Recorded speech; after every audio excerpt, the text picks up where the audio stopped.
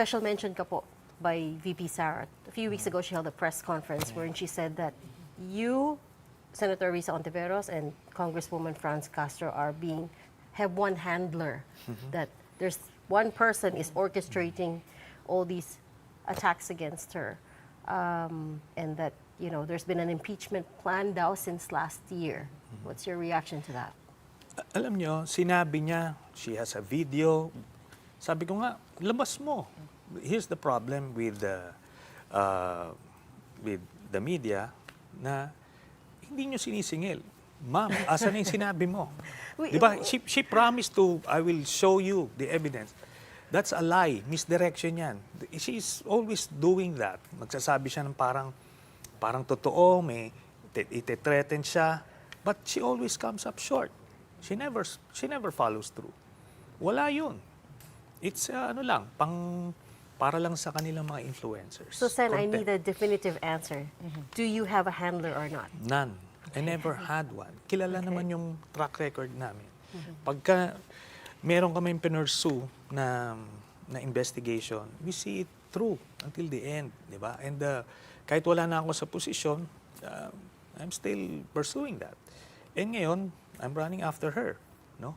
Ngayon yung impeachment, palagay ko, those politically aware na mga Pilipino, alam that na unfit siya to hold public office. Not only the vice presidency, but any public office. I think may problema ito psychologically. But more than that, nakita natin, may history of corruption and abuse of power. Grabe yun. But impeachment is a very high bar to cross, to reach. The grounds that you said last time we spoke to you, you've documented 25 articles of impeachment. Yes. All of them are hard to prove. Graft is hard to prove. Abuse of public trust is hard to prove. How confident are you that this will result in something tangible? Okay. Remember that the impeachment is an exemption to the bank secrecy law. Kagaya nung when we conducted an impeachment trial against former Chief Justice Corona, hindi talaga makita yon, no? Pero because of the impeachment, we were able to get the bank executives. Lumabas talaga yon.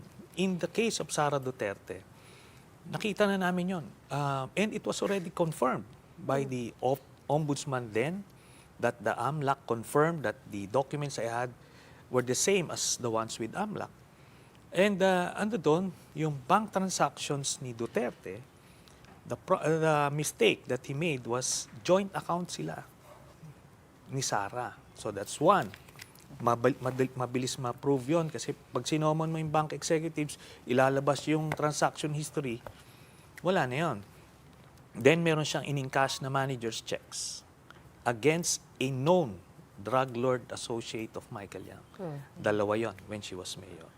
So people will argue that hindi naman yan covered nung vice presidency niya. Well, yes, technically, but it establishes a pattern of behavior, a history of corruption, bribery ito. How did you get a hold of that information, the checks? Ando doon sa documents that I got noong 2016. And final ko yun sa ombudsman. Ando doon, specific, in-encash ang manager's check under her name. Specifically for the encash checks, what are you trying to say? What does that prove? It doesn't prove graft eh. But it proves bribery. She was mayor, we have the SALENS, hindi niya dineclare yun. Tapos, galing sa known drug lord associate. Okay. So that's a problem. But Sen, when we talk about impeachment, no, importante yung numbers, right? Yes. We saw it nung time nung in-impeach si Chief Justice Corona. Right now, you decided to run for mayor, sarado na yung filing, di na natin mababawi. You can't go for the Senate, where I think pursuing this would be easier, no? Are there numbers? Is there some sort of campaign going around? Kasi so far, the lawmakers that we have been speaking to, they've been saying wala naman daw. Again, drawing from my experience dun sa Corona impeachment, we started at 10. 10 kami, 13 yung acquittal. Kasi depende yun sa bar. No? Kami alam namin na guilty, na hindi na talaga fit to hold the position as Chief Justice. Pero yung iba, they're still waiting for the public opinion kasi quasi legal ito. So ngayon, pag lumabas lahat yan at lumabas yung public opinion, I think the senators will follow. Pagka in the court of public opinion, sinabi na guilty si Sara Duterte, then they will be forced to convict as well.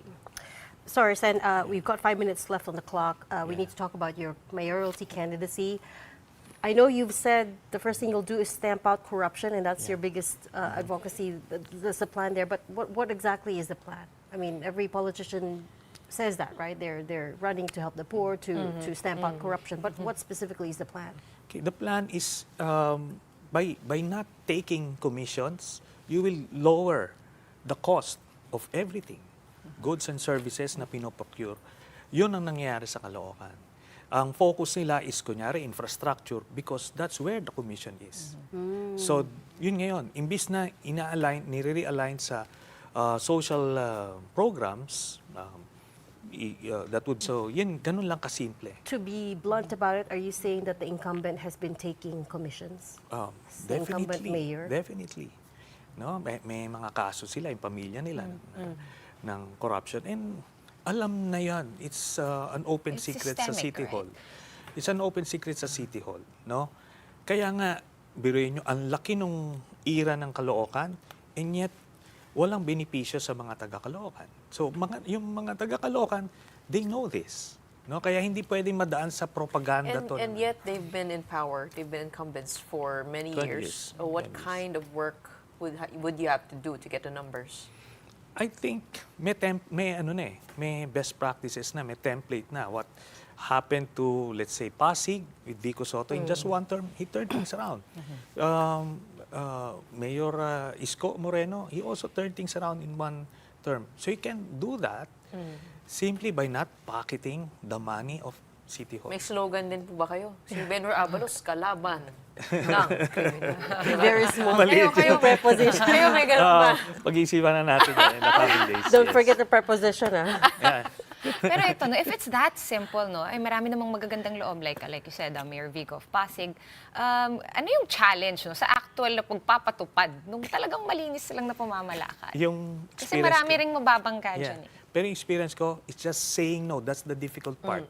But since I became a senator, I've been saying no. Kaya nga yung mga kalabang ko, wala sila mahanap sa akin na Pero na Senator, alam case. natin, ang local, ibang laban yan eh. Kailangan meron kang mga kaalyado sa barangay level.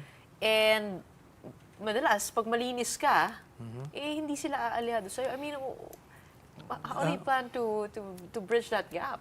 Okay, I've been doing my rounds. I've been campaigning directly to the people. Meron kami mga leaders on the ground. And sabi ko nga, we've been tracking the numbers. Hindi naman kami, times 5 na eh. Yung in-increase namin since 6 months ago. So I think we're doing the right thing and we're on the right path. Yeah. Well, we look forward to the months to come, to see more of you and, of course, more developments over But in also- the ICC. Yeah, but also the taxes, right? You said you were going to cut taxes. Pero yun nga, it's a bit. I'm not sold on it because I know if you cut taxes, that means less revenue to run City Hall. But, but we'll see how it plays out. Yeah, but the tax compliance, tinaas nila pero yung tax collection bumaba. Dinidiscourage yung mga tao from paying taxes because exorbitant. Now, why did they increase the taxes? Because collateral yon for the loans. I was looking at the numbers. Actually, Caloocan last year was middle of the pack when it comes to NCR 17 LGUs in terms of revenue intake. So, nasa middle, hindi naman nasa bottom But it's supposed to be at the top. because of its size. Yes, because of its size. How big is the debt of Caloocan City right now? Would you know? At around 7 billion. Oh, wow. Yes, it's living on loans. Yeah. Kung may ipagmamalaki po ang Caloocan, isang bagay, ano po yun? Sa And ngayon- what is your vision for the city? Sa ngayon, ang pinakang historical roots ng Caloocan, ito yung pinag-ugatan ng katipunan. So, yun ang pwedeng gawing angkla ng bagong kalookan that we wish to create. Yun yung slogan. Katipunan. No, ang bagong Bagong kalookan. kalookan. Bago. Yeah. Bagong Although Hindi ba it's a yun bit- din, hindi ba yun din ang slogan ng Other, kalaban po niya? other cities, other Parang yun ang naririnig. He can say that because It's he's been such a- there for 12 years. Yeah. Yeah.